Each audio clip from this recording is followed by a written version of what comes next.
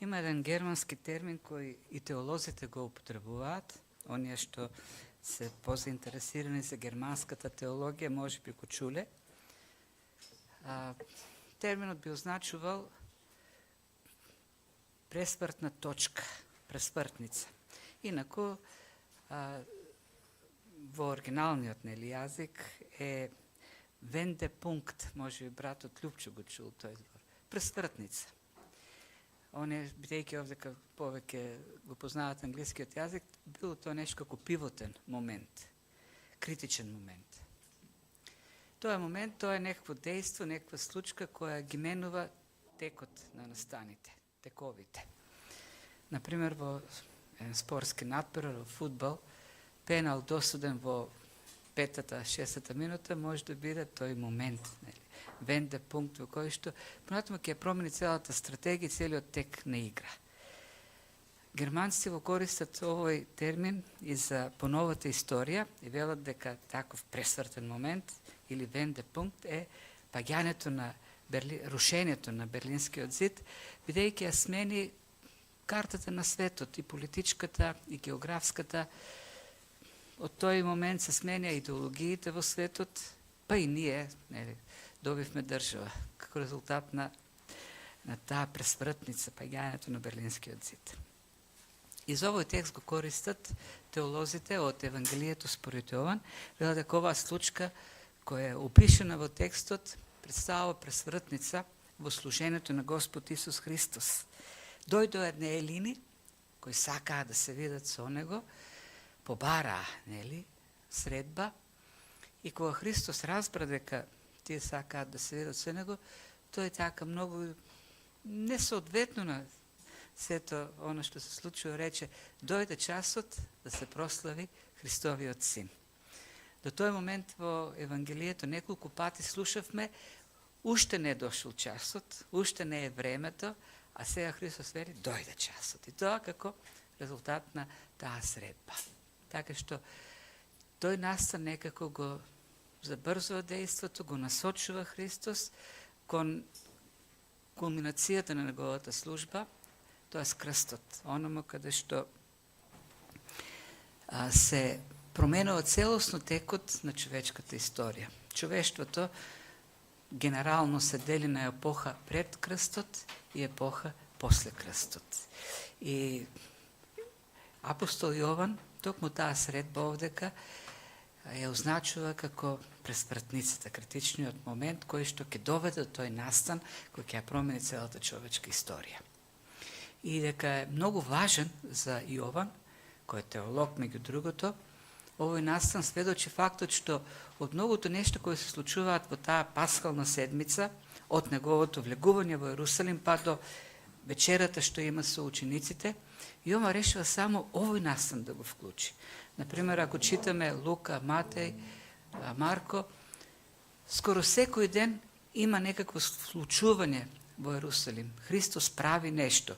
Чистењето на храмот, па со смоквата, па со рибата, па со прашањето околу данокот. Јован сето тоа го премолчува и само овој настан го вклучува од сите оние кои што се случиле во таа пасхална седмица. Поради токму значењето кој Јован го гледа во тој настан. Ајде да видиме како сето тоа тој го опишува. Меѓу дојдените, вели, за поклонение во Ерусалим имаше некои елини. Елини, тоест не евреи. Не знаеме точно од каде се дојдени, дали се од Атина или пак од некои поблиските провинции кои се елинизирани, во кои што живеат јазичници, луѓе кои говорат хеленски, а не арамејски. Такви имало во непосредна близина како во Декаполис, Сирија, Антиохија е исто така елинизиран град со многу елини. Јован само ни кажува дека се елини дојдени на празникот. И не било невообичаено за Пасха да доаѓаат елини. Јован, како што ги опишува овдека, тие се побожни елини, тоест елини кои не станали јудеи со прозелитизам, не биле обрезани, меѓутоа се јудеи кои имаат почитување кон религијата на елини кои имаат почитување кон религијата на јудеите, тоест ги привлече поклонението кон Јахве. Не е невообичаено, не било невообичаено во тоа време елини да бидат привлечени или пагани и латини исто така кон синагогите, кон храмот. Имаме случај таков, например, со Корнелиј, за кого пишува дека многу ги сакаш, им правеше многу добрини за народот. Во еден друг случај во Лука гледаме еден стотник кој изгради синагога во Капернаум. До таа мера тој бил привлечен од јудеизмот, што и синагога им изградил на јудеите. Во службата на Павле во Азија, во Македонија, во Ахаја, честопати се среќаваме со жени кои биле елини, меѓутоа во синагогите, слушајќи го Павле, што значи дека посетувале синагоги и стануваат следбеници, стануваат поддржувачи на службата на апостол Павле. Една од причините која води до засилен интерес на елини кон јудеизам е скептицизмот кој во тоа време се појавува кон паганските пантеони. И еден од факторите кои историчарите велат помага, предонесува за побрзо ширење на христијанството, токму тој, така кажеме, религиозен и филозофски скептицизам кај паганите во однос на нивните религии, нивните пантеони, нивните верувања. Рим, како систем кој се обидува да донесе единство во еден поширок простор во империјата, се обидувал и да доведе до некакво духовно, така да кажеме, религиозно единство, т.е. имало некаква дребна форма на екуменизам, т.е. во различните пантеони вклучувале божество од другите, ги мешале божествата, додавале кон, да кажеме, еленистичкиот пантеон божество од римскиот, од латинскиот, или пак од овие источните народи, од персиските. Па тоа пак од своја страна водело до неков презир кон самите пантеони од страна на свештениците, зашто кога принесувале жртви и служеле на тие пантеони, тие служиле и на богови од другите пантеони.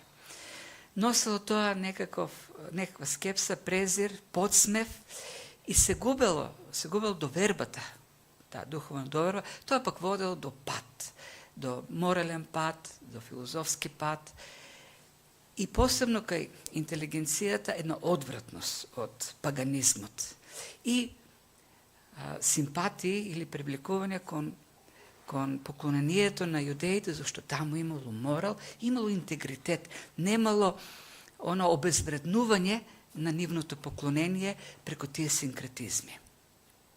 И очигледно и овие луѓе овдека се такви, привлечени од храмот, од Јахве, од поклонението и доаѓаат во Ерусалим на Пасха. Слушнале за Христос, сигурно биле сведоци на неговото триумфално влегување, кој тоа е пречекан како цар, јудејскиот цар, како Месијата, имале познавање од Стариот Завет како поклоници на Јахве. Не знаеме точно во кој ден тоа се случува од влегувањето на Христос па до Пасхата. Дали било понеделник, вторник, среда, не ни кажува. Јован, зашто не се интересира од таквите детали, тоа дава теолошката идеја овдека. Така да привлечени се од Христос, прави впечаток сигурно и неговото чистење на храмот, зборовите што ги кажува таму и сакат да дојдат кај него. Како врска за стигнување до Христос го користат Филип, кој така си има еленистичко име, а и самиот тоа е од оние краеви оттада реката Јордан, провинција соседна на Галилеја, каде што живеат такви луѓе. Па од тука некои сметат дека оттаму доаѓаат тие елини, од тие еленистички провинции во Блискиот Исток. Како и да е, одат кај Филип, а Филип пак од непозната причина не оди директно кај Христос да каже дека елини сака да се сретнат со него, туку го бара Андреј. Андреј кој е еден од повнатрешниот круг на ученици. Веројатната причина зашто Филип не се осмелува да оди директно е до тогашниот однос на Христос кон паганите. Тој не покажува некој интерес. Да, во своите проповеди тој говори дека е дојден за светот.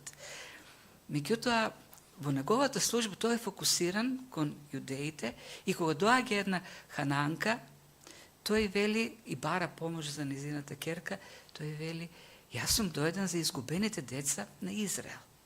Може би тоа е причината, не знаем, но како и да одат заедно со Андреј и кажуваат за тие елини кои сакат да го видат. Очигледно дека не било лесно, толку лесно во таа гужва, многу народ во службата на Христос да се стигне до него. И Христос кога разбира дека дошле некакви елини, вели сега ќе им дадете 4 духовни закони, нека ги читат, па нека се видиме пак. Не, дури не знаеме што им. Како сигурно имало средба, не верувам дека Христос не се сретнал со нив, и ова не ни опишува средбата. Само неговата реакција кога слуша дека елини сакат да се видат со него. Предпоставам дека елините се тука некаде, го слушат тоа што Христос го говори, и неговата реакција е дојде часот да се прослави човечкиот син. Тие се зборовите што тој ги кажува. Интересно. Тоа е многу специфичен момент во службата на Христос. Знаеме дека духовните авторитети, членовите на Синедрионот, веќе објавиле смртната пресуда и пратиле потерница. Го бараат да го уопсат и да го убијат. Доаѓа таа настапа околу манацијата за која што пишува Јован уште на почетокот на Евангелието. При своите дојде, а своите не го примија. Ако се вратиме на претходниот стих, на 19-тиот стих, кој претходи на овој текст, стихот со кој што завршив минатиот пат, е на констатација на јудеите, тоест на старешините во Синедрионот, кои кажа целиот свет тргна со него, тргна по него, целиот свет, нели, не значи дека сите луѓе во светот, сака да каже дека многу луѓе. И таа најава овде кај што ја гледаме како еден критичен момент во Христовата служба. Најава за неговото дело на крстот, неговото издигање кој ќе го привлече неговиот народ од секаде, од целата земја, од целиот свет. Зашто зборот свет или Господ, некој пати сме повторили, не значи сите луѓе, туку значи од секаде, од сите народи. Бог ќе ги привлече. Тоест, на крстот се случува таа голема промена во историјата, во движењето на човештвото. Евангелието ќе почне да се шири меѓу сите народи, од Јудеја, Самарија и до крајот на светот. Една голема промена. И затоа, нели, теолозите, тој критичен момент, таа средба на Христос со елините на празникот Пасха е пресмртница кога Христос ќе се насочи кон крстот, промената во неговата служба и соединувањето во еден народ, во Христов народ на целото спасено човештво. И затоа, нели, Христос, до тој момент ние гледаме фразата, се уште не е дојден часот. Кога Марија побара тој да се вмеша на свадбата во Кана Галилејска, да направи нешто, рече, не е дојден уште мојот час. Кога сака да го фатат во 7-та глава, во храмот на сеници, на шатори, тој рече, не успеа, и Јован вели дека уште не беше дошол неговиот час. Во 8-та глава пак сака да го фатат и пак Јован вели, не беше дојден уште неговиот час. Сега Христос вели, дојде, еве го, дојде мојот час. Часот да се прослава. Кога говори, нели, за час на прослава, на неговото прославање, тоа е крстот. Колку и крстот да изгледа така недоличен за објавување на Божјата слава. И навистина, и тука се гледа Божјата премудрост. Едно такво средство кое римјаните го измислиле за понижување, Бог го употребува за прославување, да објави својата слава. И таа е крстот покажува колку Божјата мудрост е над човечката. Она што нам не изгледа мизерно, она што нам не изгледа ништожно, преку тоа Бог ја објавува својата слава. Римјаните крстот го измислиле токму со таа намера да ги понижи осудените и во една во една понижувачка смрт да ги казни со таква смрт. И Христос употреба, или Бог употреба на такво средство да обяви својата слава. И навистина крстот е моментот кој што така најјасно се покажува Божјата слава. Зашто таму ја гледаме прво. Гледаме Божјата правда. Каков интегритет има Божјата правда. Божјата правда која што е безкомпромисна. Дури, кога е во прашање и единородниот Син Божи, кога и Синот Божи е во прашање, кога и тој во нашиот грев, нели, станува грешен, земајќи го нашиот грев, Бог не прави компромис со својата правда. Не го штеди ни својот Син. И тука гледаме Божјата слава во неговата чистота, во неговата праведност, во неговата интегритет, во покажување на правдата. Не го поштеди ни својот Син, кога го седе и стана виновен во нашиот грев. Но во исто време тука гледаме колку е голема, совршена Божјата љубов.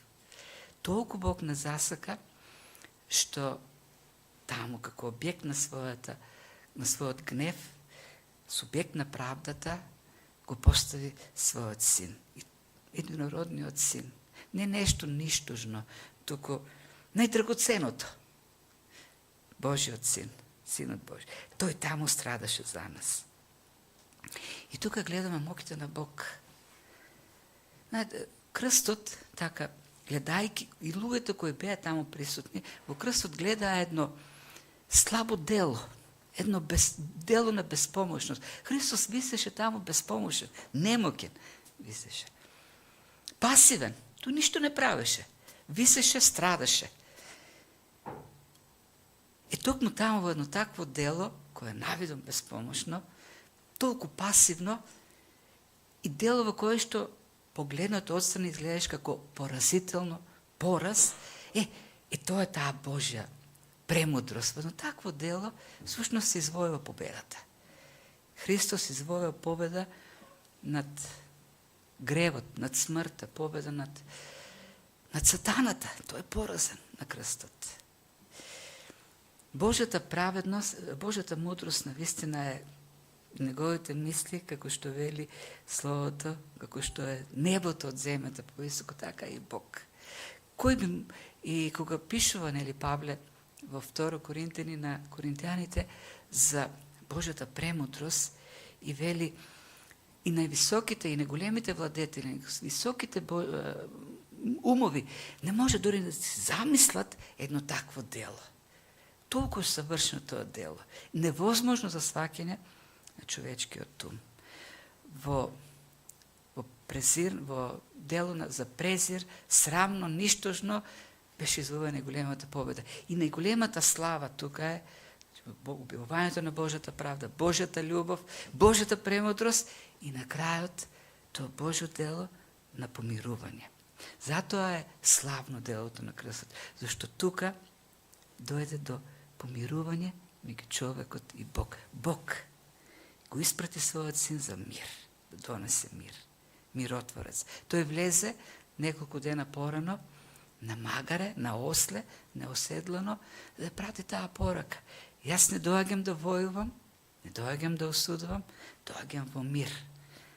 Мир меѓу Бог и човекот. Го порази ѓаволот, кнезот на овој свет, за во него сите да имаме победа. Дојде часот, вели Христос, да се прослави човечкиот Син. Крстот како прославата, најмокниот израз на Божјата прослава. И за да го покаже, да ја покаже таа неопходност, продолжа понатомо и вели, дава една илустрација која била многу позната на луѓето во тоа време, илустрација за земјоделска илустрација, за умирање на зрното како процес преку кој што доаѓа живот, изобилен живот. И дава, вели, ако земете или едно семе, ако тоа семе или зрна пченица остана само, или го зачуваме, ќе се остана само. Меѓутоа, ако падне во земја, таму го погребаме, тоа ќе даде плод, изобилен плод. Навистина, јас синок мислев за тоа, му заборавив и утрото, од дома да земам малку семенца, да ги исушам, да ги покажам. Значи, ако земете семенца, ги сушите и ги ставите во кесе. Знаете колку време може да стоят? Многу време.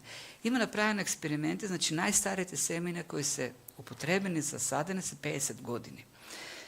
Во еден институт земјоделски, не знам кај беше, го експериментирале, зеле од семенца кои се 50 години стари, од бор, мислам, некаков вид бор, и никнале растени или дрва како нови семења. И еден дел ги оставиле за да видат после 100 години што ќе се случи. Сега, голем дел од тие научници се стари на после 80 години, нема да може да видат, но еден ден ќе се види дали ќе може тие 100 годишни семења да дадат плод. Како и да е, идејата е, тие семенца, ако ги држите така, и оно Христос овде кај што го потенцира, и тие ќе се останат сами. И тука Јован користи повеќе збори отколку во нашиот превод. Ние велиме ако остане само, а додека Јован користи 3 зборчини. Ако остане едно самичко или само самичко, ако се остане така, изолирано, ќе се остане така. Ако го чувате, ќе биде со другите, меѓутоа тоа семе ќе се остане само семе. Има живот во него, но тоа ќе се остане само во него.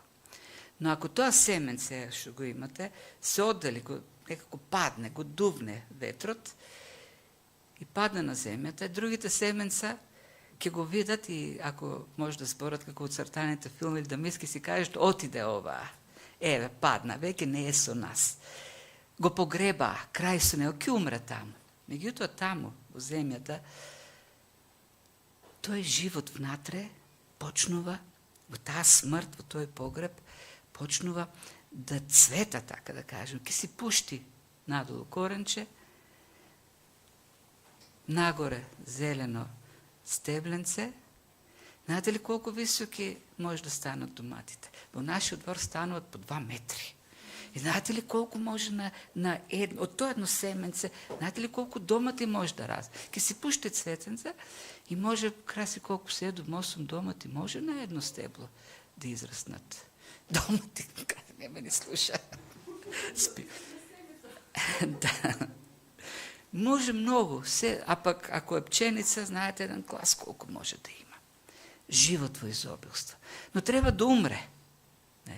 Да падне и да умре. И таа смрт всушност не е смрт, ако таа смрт е живот.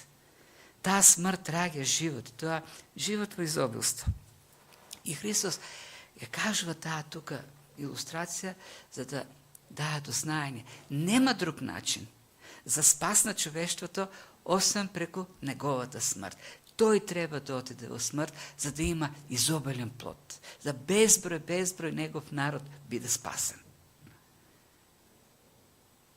Малку подоцна во Гециманската градина, тој ќе се моли и каже, ако може да ме одмине оваа чаша.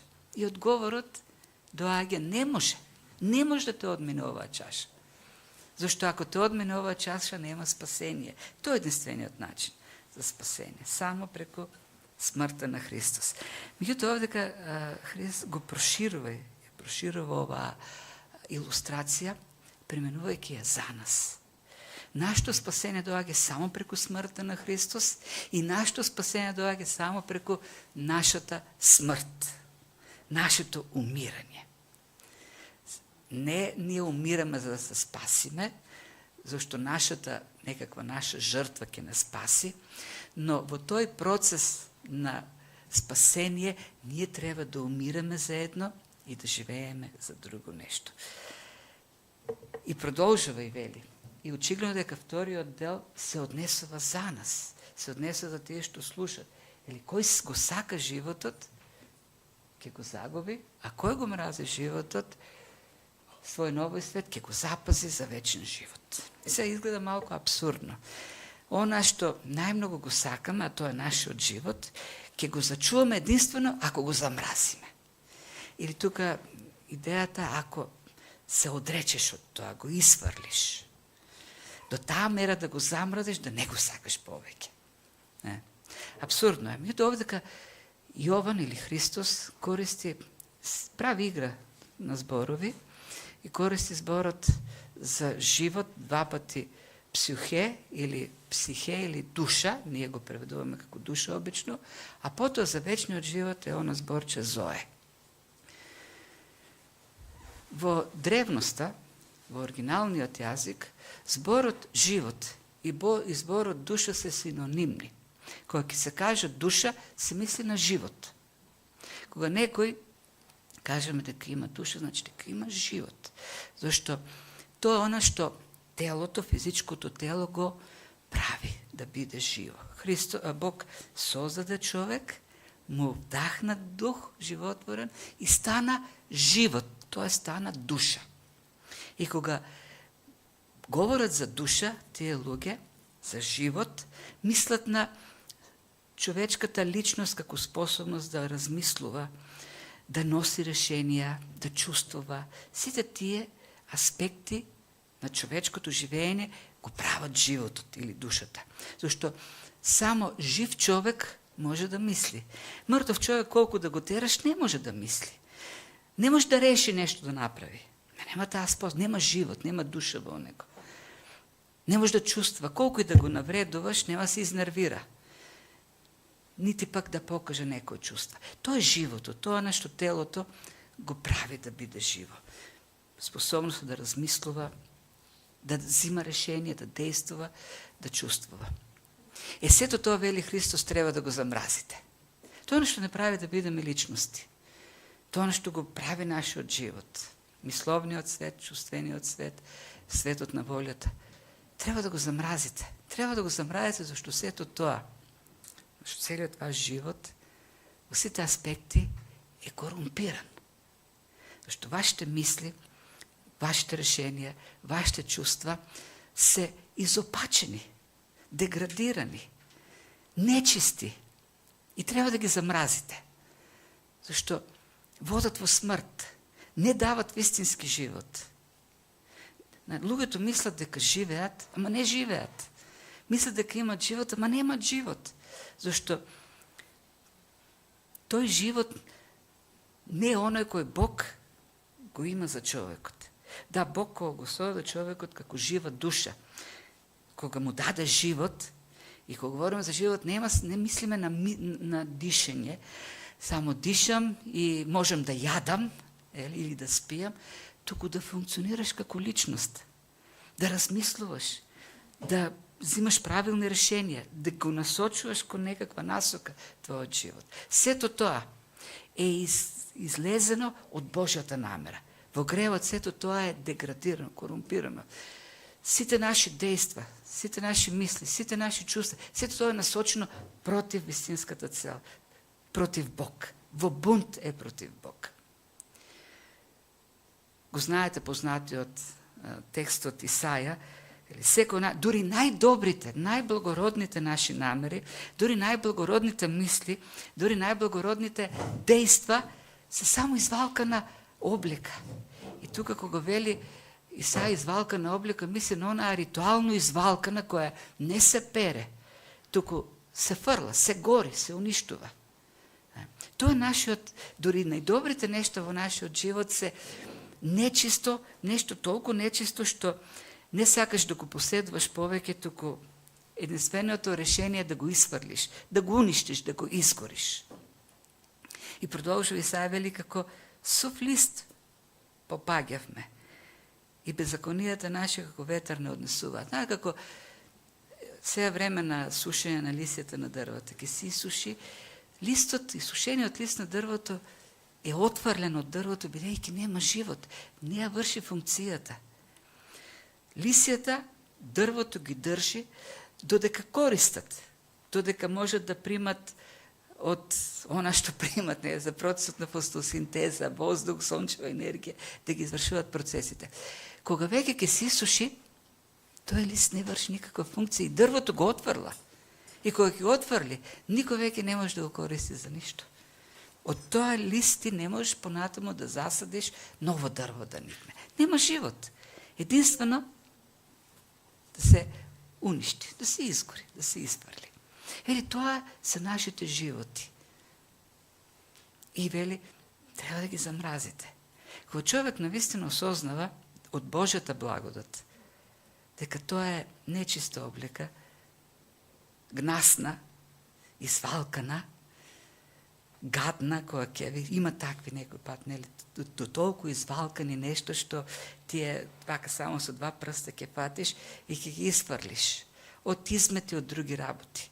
Или тоа сме ние, тоа е нашиот живот. Недостоен. И треба да го замразиш. Да се откажеш од него, да се одречеш од таквиот живот. И тоа е на зашто Христос овдека говори. Но за тоа треба човек да види, да свати каков е неговиот живот. Кога Бог ни открива.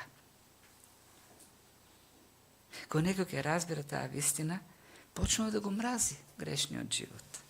Да се кае, дури за своите најдобри дела, што може да ги направи. Единствено што може да се предаде на Божјата благодат и да го бара вистинскиот живот. Вистинскиот живот кој го имаме во Христос. Само тоа е сушност спасението. Не можеме да дадеме плод за вечноста, не можеме да останеме во вечноста, ако не се откажеме од тоа што го имаме на земјата како грешен живот. Ако не го бараме новиот живот во Христос. Да умираме заедно с него, како што Павле вели, се распнав заедно со Христос. Да, преку вера се случува тоа, ние не се распнуваме, но преку верата во него се случува тој процес на распнување на старото и раѓање на новото. Умираме за себе на крстот, за да живееме за Христос, тоест неговиот живот, божествениот живот. Кој е вистински живот? Живот за целата вечност, нели, како што овдека пишува Јован, според зборовите на Христос. Павле, кога пишува во делата на апостолите, 20 глава, кога проповеда таму на евреите, вели, јас за ништо не се грижам, нито пак ми е мил животот. Доволно е само да стигнам до крајот на патот и службата што ја примев од Исус Христос. Со други збори, тој вели, овој живот не го сметам за ништо. Само она кон што се стремам, а тоа службата, патот да го завршам. Има еден убав така случај, илустрација од Георг Милер.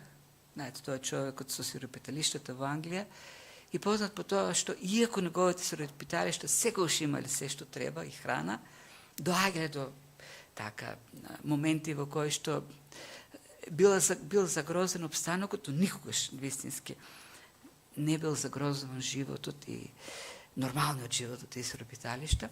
Иако нели познате по тоа што никогаш пак не барал помош. Бог се грижил за тие сиропиталишта. Не знам поради која причина не барал. Може бил, и да ви кажам, и јас не сум барал никогаш. И сега во последно време младите во црква кои така имат повеќе искуство ме канат на такви средби и многу пати си мислам, ако одам таму може повеќе штета правам отколку што користам. Имавме во петок, фалма на Господ, такво дружење. Но знаеш што сум разбрал? Таквите смотани како мене, па Бог кој не покажа повеќе благодат и се грижи. Не знам дали Георг Милер бил таков, но навистина така служел и го прашале еднаш, која е тајната? И тој рекол тајната. Па вика, пред многу години јас умрев. Умрев за Георг Милер. Тоест умрев за моите желби, за моите амбиции, за моите мисли. Умрев за она што ќе каже светот за мене, што ќе си помислат, за роднините. Умрев за сите тие работи, за да живеам само за она што Бог го има за мене. Она што тој го сака, да бидам само одобрен од него. И тоа она што го каже овдека Христос. Нема да имаме плод, вели, ако секојдневно. И тоа не се прави, јас умрев за Христос. Тоа е постојан процес. До крајот на животот, секој ден ние умираме за себе, на тој стар живот, за да живееме за Христос. Постојано го раснуваме, паѓаме и пак стануваме и продолжуваме напред. И тоа го правиме во заедништвото со Христос. Учениците, тие елините дојдоа кај Христос. Тоест, дојдоа кај учениците, дојдоа кај Филип, со желбата да го видат Христос. И Христос им рече, сега ќе се молите за мистично искуство. Секи се молите Светиот Дух да падне врз вас, па да имате визии. Не, сакате да ме видите? Еве ви слово. Им дада слово. Негово слово. Проповед им даде. Божо слово. Сакате да живеете? Умирајте. И тоа е начин. Сакаме да го гледаме Христос. Сакаме да бидеме со Него. Еве, отварајте Библијата. Тамо ќе го гледаме Христос. Тамо ќе го откриваме. Не постојат мистични начини. Зашто Христос е во Словото. Христос е Словото. Сегаш кога го проучуваме, ние сме со Него. Кога се молиме, ние сме со Него. Неговиот Дух е во нас. Тој е во нас, всушност. Живе во нас. И преку Словото и молитвата ние општиме со Него. Колку повеќе го гледаме, толку повеќе се преобразуваме. Знаете ли, тоа е најпрактичната работа. Проучувањето на Словото е најпрактична работа. Проучувањето на Словото не е теорија, не е безсмислица. Тоа е на многу практична работа. Зашто сегаш кога ние го проучуваме Словото со верата, со искреност, во послушност, тоа работи во нас, действува. Живо е Словото. Не, тоа е со секоја работа. Со секој нешто на кој ние ќе се посветиме, тоа врши влијание во нашиот живот. Оние што ќе се посветат на грев, на пороци, тие пороци действуваат на нив. Ние имаме израз со кој си таков си, ќе станеш како оние со кои што си. И навистина е така.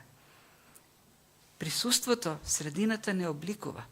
И ако тоа важи за обичните работи, колку повеќе важи за Словото кое е живо Слово, кое е боговдахновено, преку кое што работи Светиот Дух. Кога го гледаме Христос, како што пише од Павле во второто послание до Коринтијаните, 3 глава, и гледаме Христовата слава. И колку што повеќе ја гледаме Христовата слава, така ние се преобразуваме според неговиот лик, од слава во слава, зашто Словото го има тоа дејство. И се повеќе тој нов живот станува наша реалност. Христовиот живот станува наш живот. А природниот процес е умирањето. Умирањето за оној грешен живот и живењето за вечниот живот. И продолжува Христос пак во таа насока, ја надоградува мислата и вели: кој ми служи мене, нека врви по мене. Каде што сум јас, таму ќе биде и мојот слуга. И тоа продолжува на таа идеја за умирање и за живење. И тука зборчето што го користи за следи не е доди едноставно по мене, туку е многу по-така длабоко. И има идејата за да живееш заедно, да си во соживот со некој. Како со учениците во првата глава. Дојдоа двајца ученици, Јованови, Андреј и некој друг, Јован најверојатно, и Христос им рече: дојдете, видете кај живеам, и тие тргнаа по него и останаа со него. Па после другите така натаму. Тие останаа. И кога останаа со него, и тоа идејата за учеништво всушност овде вклучена, живеа.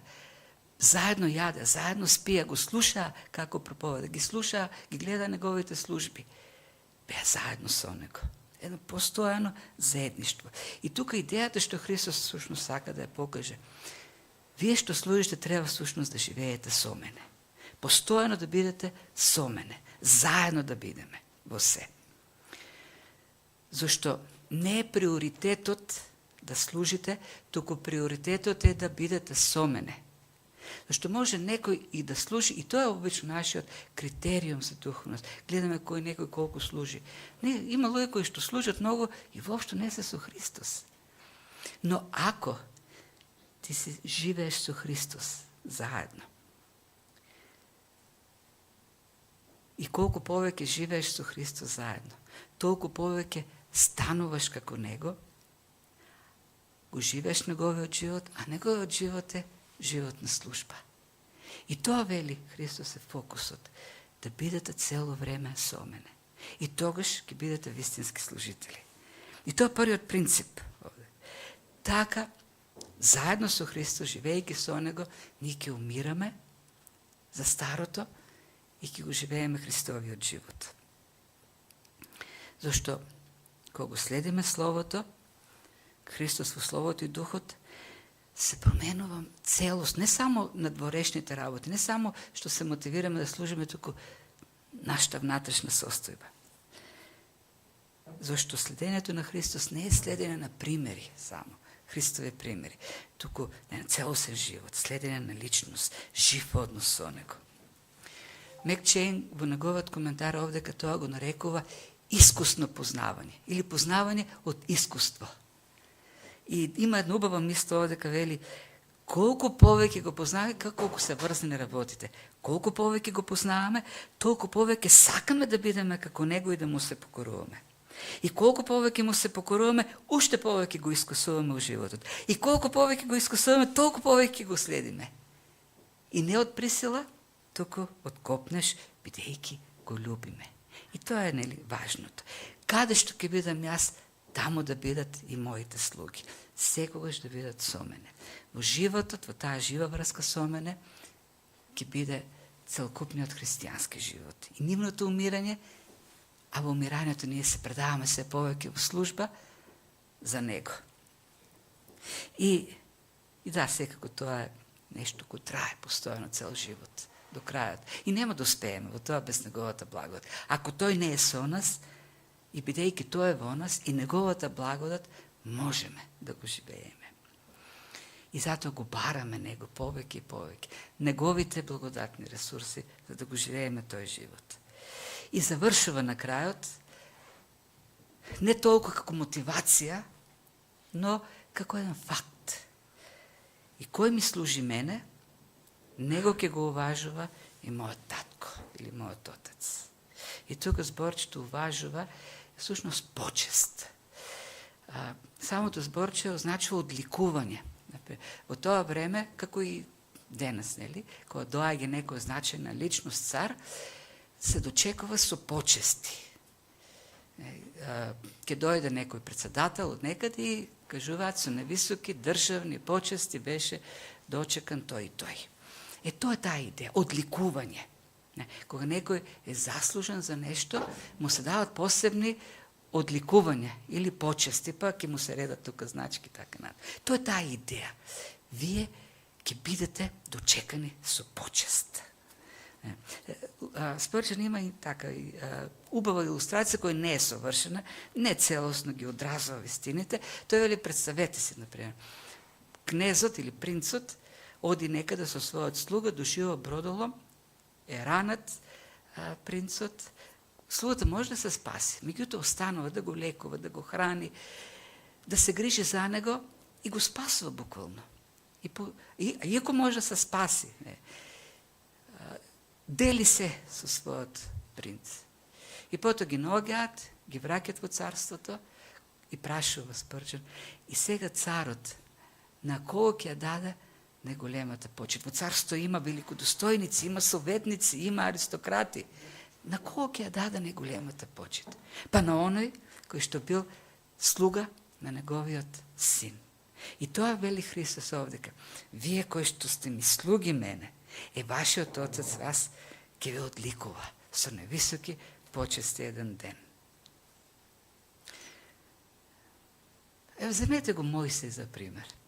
Мојсей порасна и имаше таа привилегија да расте во дворецот на најмокниот човек на светот, во тоа, египетскиот фараон.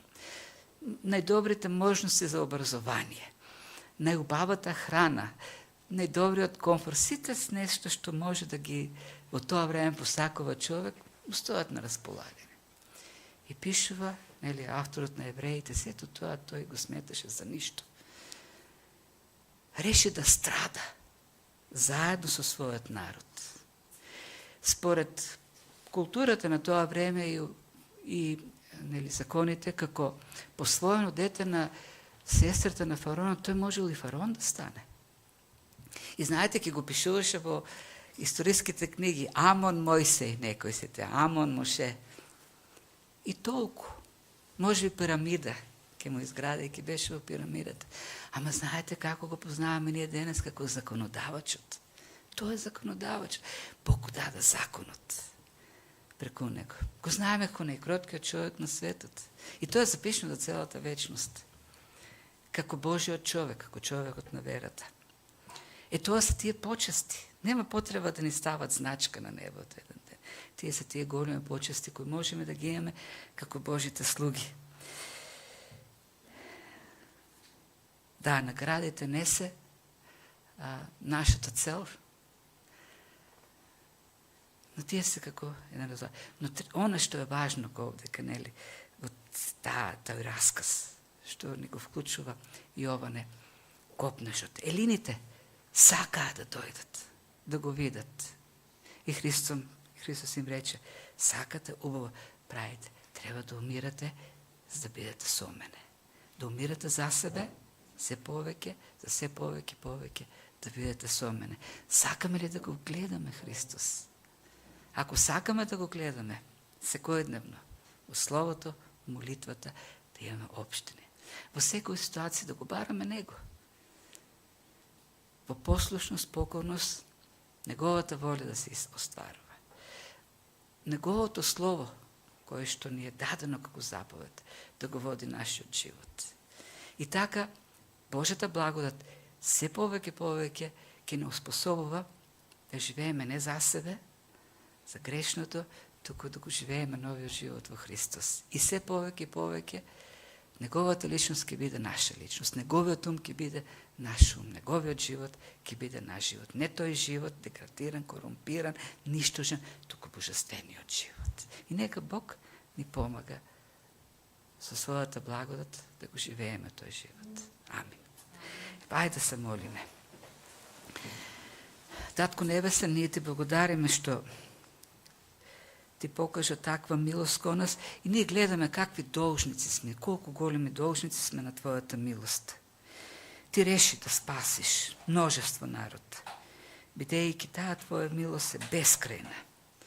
Во широчина, во длабочина, во височина, во должина, љубов која што ги спасува грешниците.